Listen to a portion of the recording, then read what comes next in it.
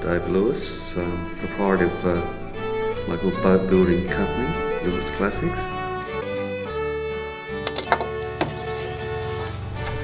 The basic construction of the cradle was outlined in the recommendations from the Australian National Maritime Museum.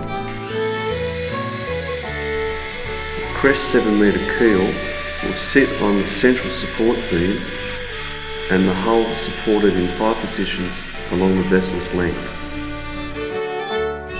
The overall consideration in construction was strength, stability and access to affordable materials.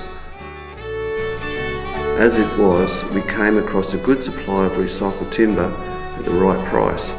This well-seasoned blackbutt iron and ironbark offered the strength, stability and length needed to construct the cradle. A 6.8 metre length of ironbark has been cut into the blackbutt crossbeams to form the basic support structure required. Then diagonal and longitudinal braces cut into the crossbeams to produce a rigid structure. 4 casters are attached to the cradle for mobility. Once in position, the cradle will be supported off the deck under each of the crossbeam ends. Regular coats of linseed oil will be employed to preserve the structure.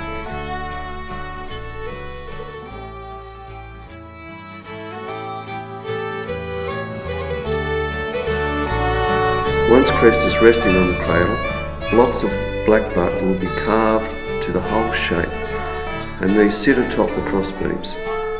The blocks are able to be removed to allow access for future maintenance and the launching of the Crest.